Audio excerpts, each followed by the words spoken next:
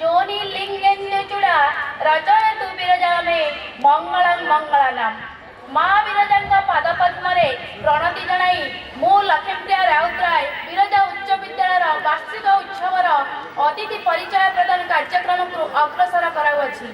मते एई सुजोग दिया जाइथिबारु मु निजको गौरवान्वित मने करुछि। आम गहनरे जेउ सबु अतिथि आमे पाइछु समस्ते स्वगुणरे गरियान। अतिथि देवो भव। अतिथि सबुबेले सरदारे सेविथाउ आमे जीवन धन्य हुई। आम गहनरे आमे जहाकू मुख्य अतिथि भावे पाइछु ए माटीर प्रबाद पुरुष दिवंगत श्रीजुक्त अशोक कुमार दास महोदय कनिष्ठ भ्राता तथा आम पूर्वतन शक्ति मंत्री वर्तमान विधायक श्रीजुक्त प्रणव प्रकाश दास दाता। से केवल तांका दादा नुहंती समग्र जाजपुर बासिंगा दादा श्रीजुक्त कर्णाटक केसरी दास महोदय आम समस्त प्रिय ठुलिया दादा। विशिष्ट समाजसेवी मिष्टभाषी परोपकारी दरिद्र जनर बंधु बन्या बात्या अन्य विपर्य समय से समस्त निकटरे थांती। तांको मुख्य अतिथि भाव पाई आमे निजको गौरवान्वित मन करछु।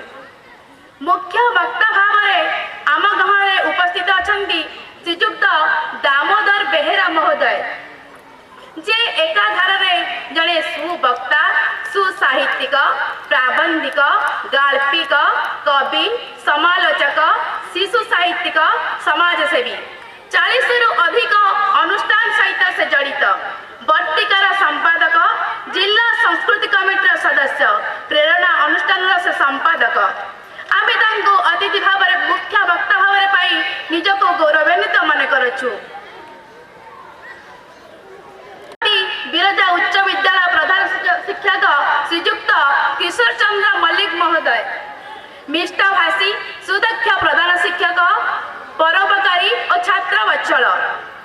सम्मानित अतिथि भावे आमे दर्शकपुर ब्लॉक मंडल अधिकारी श्रीजुक्त अन्नदा प्रसाद राणा को अतिथि भावे पाई निजको गौरवान्वित मन करछु। निजर कर्तव्यता और कार्यदक्षता से बेस उच्च प्रशंसित अति आपणार होई प्रत्येक शिक्षक शिक्षयित्री से सहयोग करथांती। सम्मानित अतिथि भावे आम गहनरे अछंती श्रीजुक्त आलोक कुमार बंध महोदय जाजपुर जिला स्कूल प्रधान शिक्षक।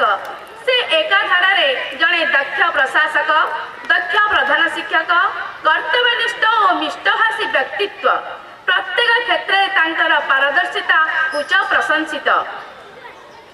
सम्मानित अतिथि भावे आम गणरे आमे पाइछु राज्यपाल और राष्ट्रपति पुरस्कार प्राप्त श्रीजुक्त विश्वम्बर मिश्र महोदय जे विद्यालय प्रत्येक कार्यर पथ प्रदर्शक होई आमको दिग्दर्शन देइथांती।